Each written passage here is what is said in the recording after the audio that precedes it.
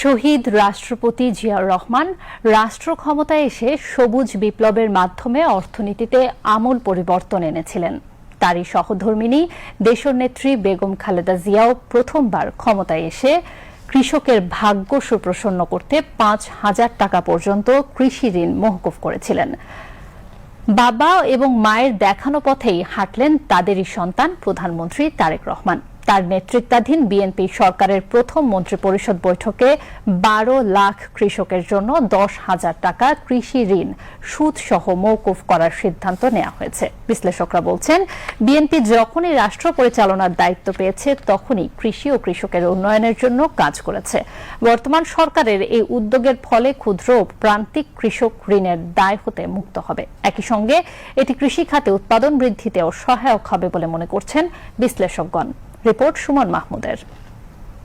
BNP নির্বাচনী ইশতেহারের প্রতিশ্রুতি অনুযায়ী শস্য, ফসল, মৎস্য ও পশুপালন খাতে ১০,০০০ টাকা পর্যন্ত কৃষি ঋণ সুদসহ মওকুফের সিদ্ধান্ত নিয়েছে। নতুন সরকারের প্রথম মন্ত্রিপরিষদ বৈঠকে এ মহতী উদ্যোগ নেওয়া হয়। মূলত দরিদ্র কৃষকদের সামাজিক নিরাপত্তা নিশ্চিত করা এবং কৃষি খাতে মেরুদণ্ডকে শক্তিশালী করার লক্ষ্যে এই বড় অঙ্কের ঋণ মওকুফ করা হয়েছে। বাংলাদেশ ব্যাংকের তথ্য বলতে সরকারি বাণিজ্যিক ও বিশেষায়িত ব্যাংক এবং বেসরকারি বাণিজ্যিক ব্যাংকের গত মাস পর্যন্ত সুদসহ প্রায় ১,৫৫০ কোটি টাকা পাওনা রয়েছে কৃষকদের কাছে, যা এই সুবিধার আওতায় আসবে।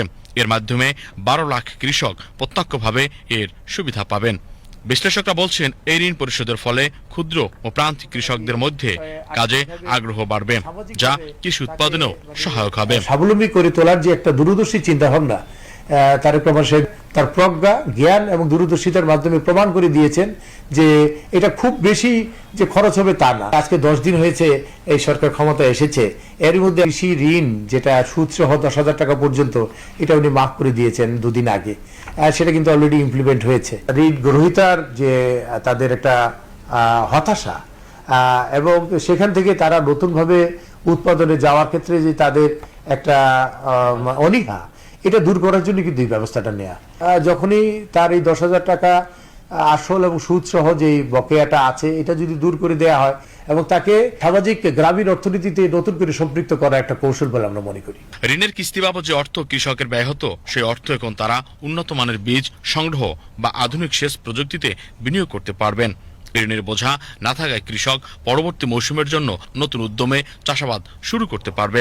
নির্বাচনী ইশতেহারে কিন্তু এটা সুস্পষ্টভাবে ঘোষণা করেছিল যে তারা যদি নির্বাচিত হয়ে সরকার পরিচালনায় আসেন তাহলে কৃষকদের ১০,০০০ টাকা সম পরিমাণ প্রত্যেক কৃষকের কৃষি ঋণ সুদে আসলে মওকুফ করে দেবেন। এই সুবিধার আওতায় বাংলাদেশের প্রায় ১২ লক্ষ কৃষক এর মধ্যে এই সুবিধাটা পেয়ে গেছেন, যার সম্মিলিত পরিমাণ হচ্ছে ১,৫০০ কোটি টাকারও বেশি। কৃষকের ঘরে কিন্তু এই ১০,০০০ টাকা মওকুফ, তারা কিছুটা স্বস্তির নিঃশ্বাস হয়তো ফেলছেন।